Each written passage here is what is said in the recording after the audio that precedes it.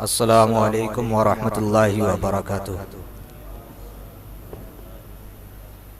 मोहतरम सामईन, आज से नमाज के दर्स का सिलसिला शुरू हो रहा है और ये इंशाअल्लाह तबारक व तआला 25 रमज़ान तक चलेगा। ये जिलानी मिशन औलाद गौसे आज़म हज़रत अब्दुल कादिर जिलानी मदज़िल्लाहुल आली की सरपरस्ती में चलने वाला मिशन, उनकी तरफ से और अशरफी मस्जिद कमेटी की जानिब से ये प्रोग्राम का एहतमाम किया गया है। और ये जुमा के अलावा रोज़ाना 10 से 12 मिनट इंशाअल्लाह नमाज के ताल्लुक़ से बताया जाएगा।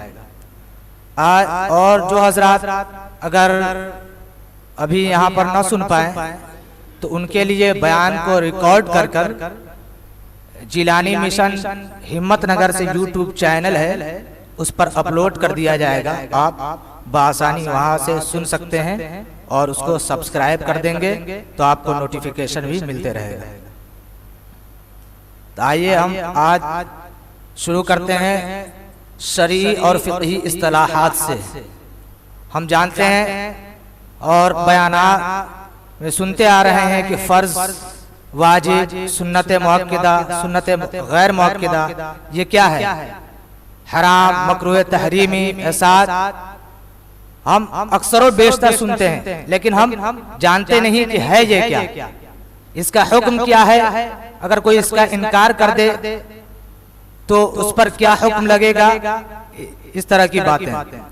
तो शरीयत में हर किस्म के अच्छे और बुरे कामों के लिए कवानीन मुकर्रर किए गए हैं और इन कामों की इस्तिलाहात मुकर्रर की गई हैं। जैसे मैंने बताया, फर्ज, वाजिब, सुन्नत मुअक्कदा, इसका मुकाबिल है हराम, मकरूह, तहरीमी वगैरह,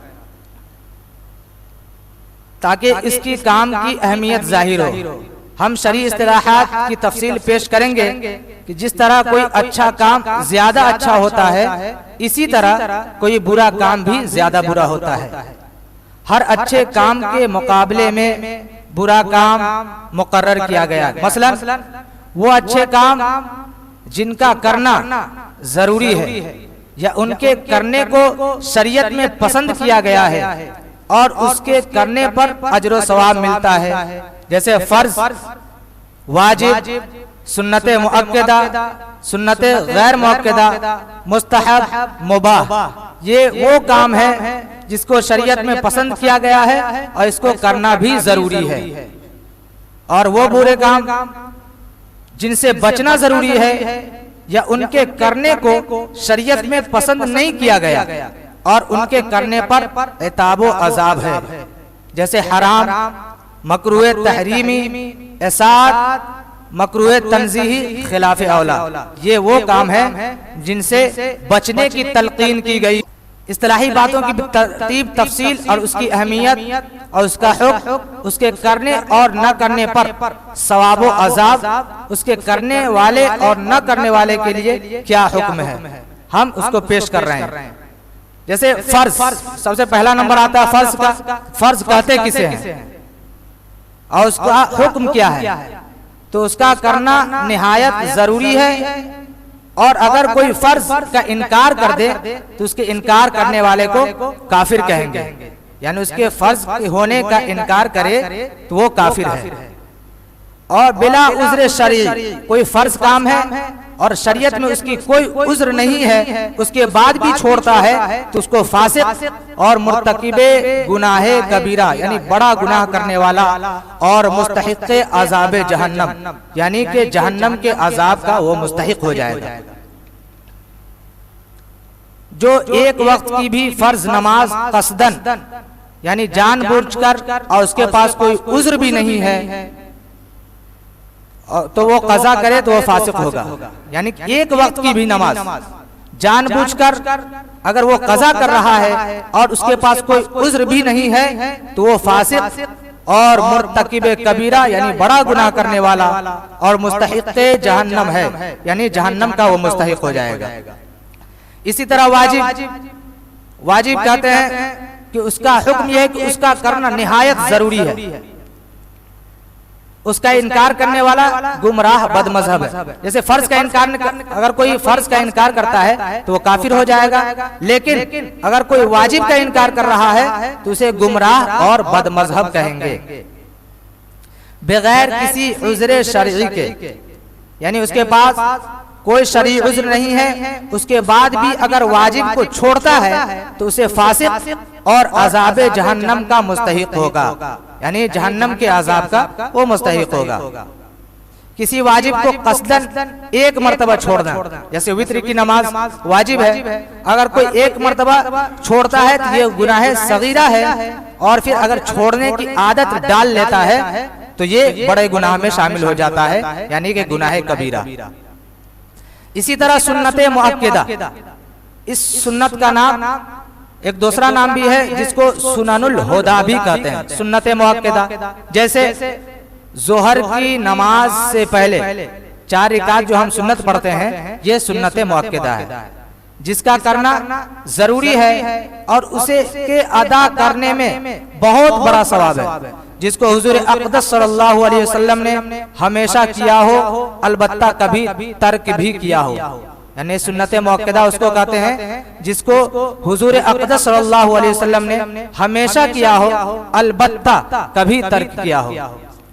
इत्तेफाकिया तौर पर कभी कभी छोड़ देने पर भी अल्लाह और उसका रसूल का इताब होगा, यानी कभी कभी सुन्नत मुअक्किदा को छोड़ देने पर भी अल्लाह और उसके रसूल का इताब यानी अजाब होगा, और उसको हमेशा तर्क करने की आदत डालने वाला मुस्तहिक़े अजाब जहन्नम होगा।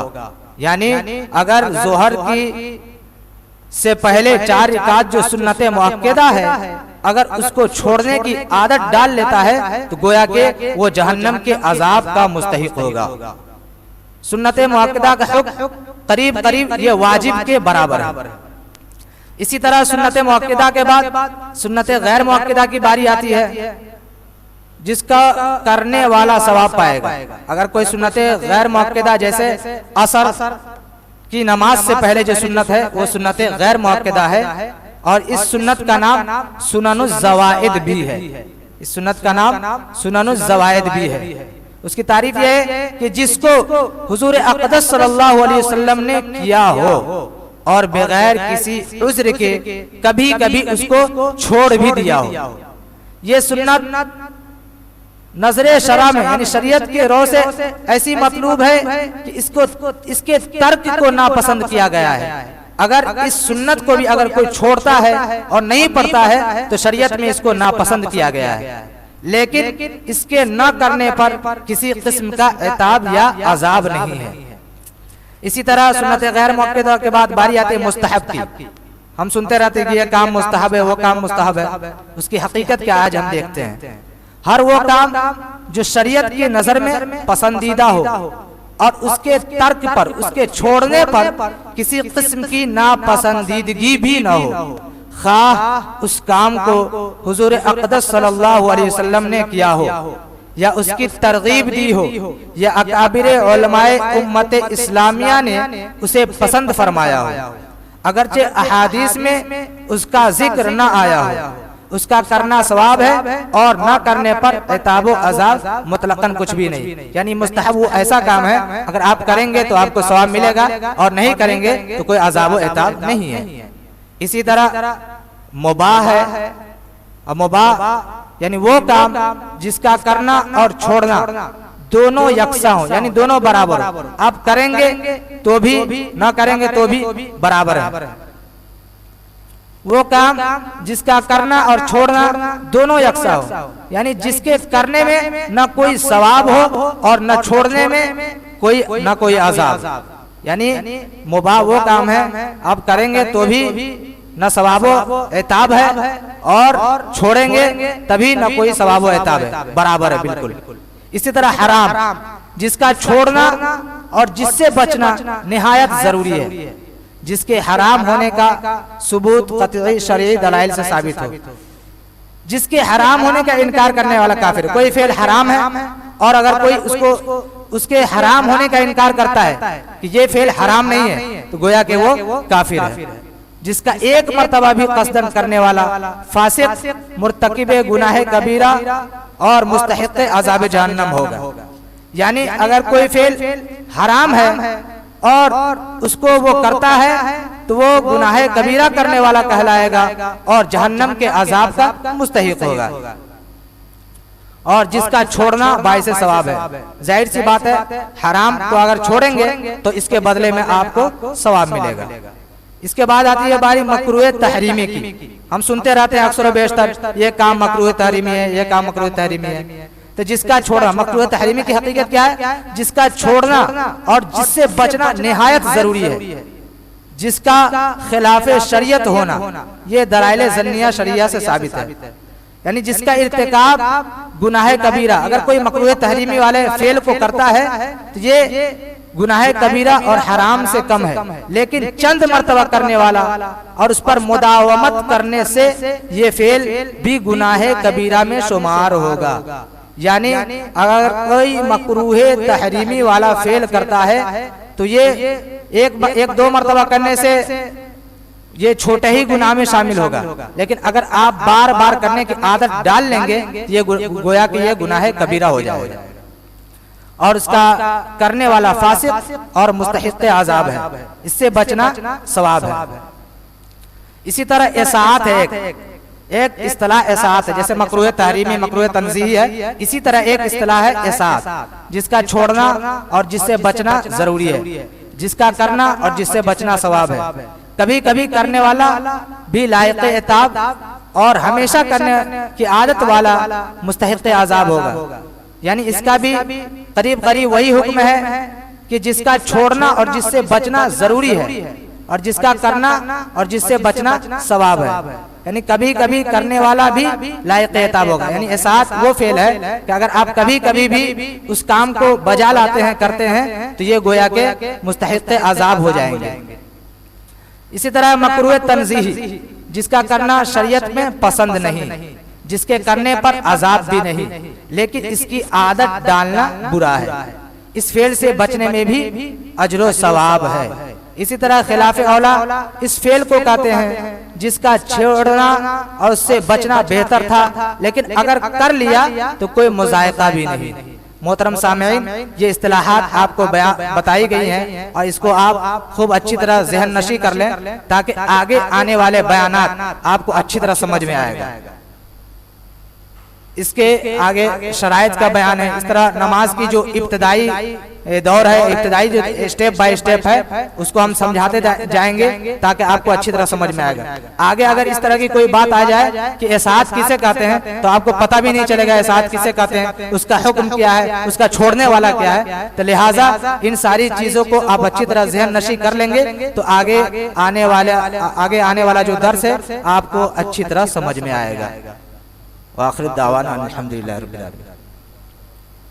बिस्मिल्लाहिर्रहमानिर्रहीम। अल्लाहुम्मा सल्लि अला सय्यिदिना मौलाना मुहम्मद बारिक सल्लल्लाहु अलैहि या रसूलल्लाह सल्लल्लाहु तआला अलैहि वसल्लम।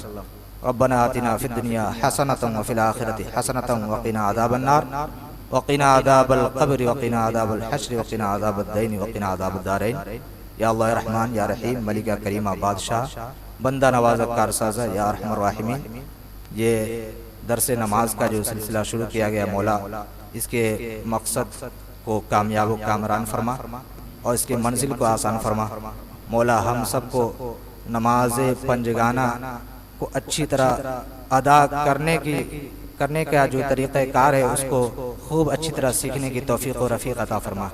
इन्नल्लाह व मलाइकतहु युसल्लूना अलन नबी या अय्युहल्लज़ीना आमनू सल्लु अलैहि व सल्लिमू तस्लीमा। अल्लाहुम्मा सल्लि अला सय्यिदिना मौलाना मुहम्मद बारिक सल्लल्लाहु अलैहि या रसूलल्लाह सल्लल्लाहु तआला अलैहि वसल्लम। सुब्हान रब्बिका रब्बिल इज़्ज़ति